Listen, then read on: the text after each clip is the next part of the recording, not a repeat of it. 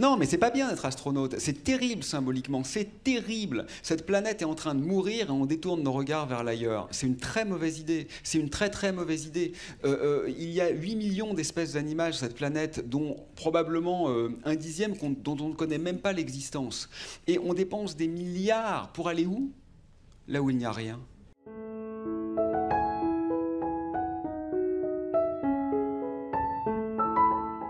Certains parlent aujourd'hui de l'idée magique, le solutionnisme, qui serait que finalement, c'est les technologies qui seront là pour nous sauver. On a vu avec Elon Musk qui propose de s'envoler dans l'espace pour aller coloniser d'autres espaces. D'autres parlent de voitures vertes, de solutions miracles à tous nos problèmes. Le même Elon Musk. Le même Elon Musk, entre autres, mais il n'est pas le seul. Donc voilà, que penser finalement de ce dogme de solutionnisme comme solution à notre problème actuel? Je dois reconnaître que Elon Musk est vraisemblablement l'être le plus malfaisant que je parvienne à imaginer.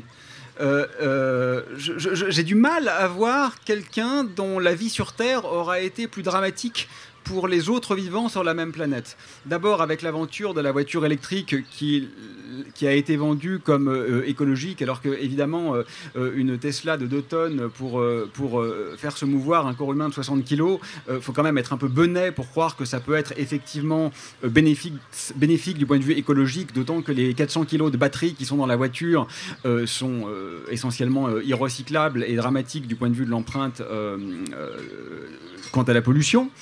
Ensuite, Elon Musk, c'est la conquête effectivement de l'espace avec cette grande nouveauté, parce que le lanceur là qu'on a vu récemment, SpaceX, qui a fait s'émouvoir beaucoup de médias mainstream, il faut quand même bien comprendre que du point de vue technologique, c'est une régression radicale par rapport à la navette américaine qui avait 50 ans.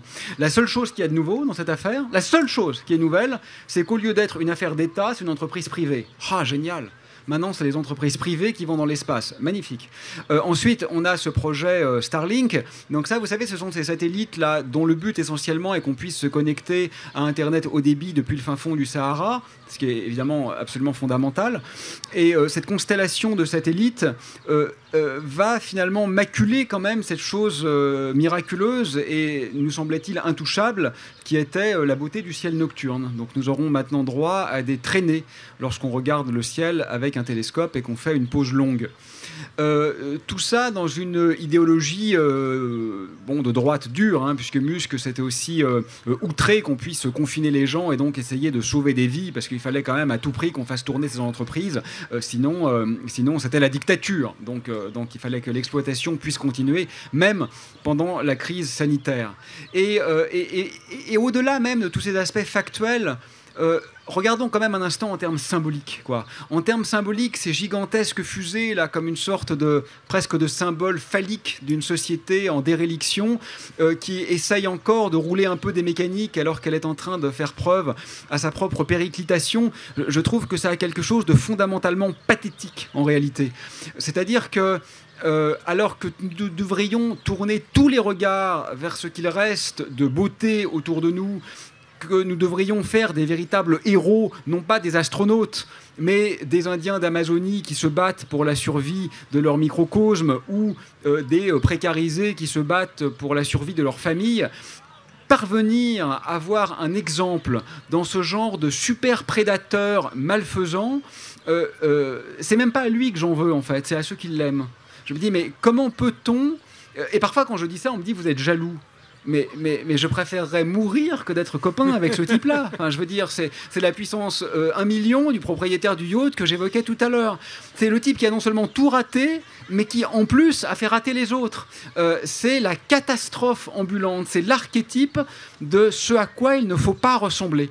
Alors, au-delà de la personne, mais je suis désolé, là, je me suis fait un peu plaisir. Comme je me suis tué sur Michel Onfray, je me suis rattrapé sur Elon Musk. Non, mais c'est pas bien d'être astronaute. C'est terrible symboliquement. C'est terrible. Cette planète est en train de mourir et on détourne nos regards vers l'ailleurs. C'est une très mauvaise idée. C'est une très très mauvaise idée. Il y a 8 millions d'espèces animales sur cette planète, dont probablement un dixième dont on ne connaît même pas l'existence. Et on dépense des milliards pour aller où? Là où il n'y a rien. Parce qu'il n'y a rien dans l'espace, il n'y a strictement rien. On ne va pas découvrir quoi que ce soit de beau, on ne va pas découvrir d'arbres, on ne va pas découvrir d'animaux, on ne va pas découvrir de poèmes, en fait on va voir rien, parce qu'il n'y a rien dans l'espace. Sur la Station Spatiale Internationale, il n'y a rien. Et ce n'est pas l'espace d'ailleurs, hein. Vous savez que c'est à 400 km d'altitude, donc si la Terre était une orange, la distance entre la Station Spatiale Internationale et la Terre, c'est la même que la distance entre la peau d'orange et l'orange. Ah, super, super. Donc, non mais je trouve que c'est une faillite symbolique, notre amour de la conquête spatiale. C'est vraiment une faillite symbolique, c'est une reproduction du geste colonial qui veut qu'on va quand même planter ce putain de drapeau sur la Lune et bientôt sur Mars. Mais qu'est-ce qu'on a appris en allant sur la Lune? Dites-moi une chose. Qu'est-ce qu'on a appris avec la Station Spatiale Internationale? Comment? Ah oui, Stanley Kubrick. Ouais. Ah oui, oui, ben c'est génial le film de Kubrick, il est extraordinaire. Ouais. Ouais. Oui, ah ben le film de Kubrick, il est magnifique. Oui, ça je suis d'accord, ça en revanche. Oui, oui, ça c'est. Bon, écoutez, voilà, je suis un peu vindicatif, mais c'est pas grave parce qu'une fois de plus, la raison pour laquelle je me permets d'être un peu vindicatif, c'est parce que précisément les astronautes jouissent d'une aura extraordinaire.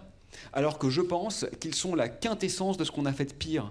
C'est-à-dire vraiment d'aller maculer même le dernier refuge de ce qu'on espérait n'être pas encore complètement sali par tout notre délire de fer, de kérosène, d'hydrogène liquide et d'objets techniques.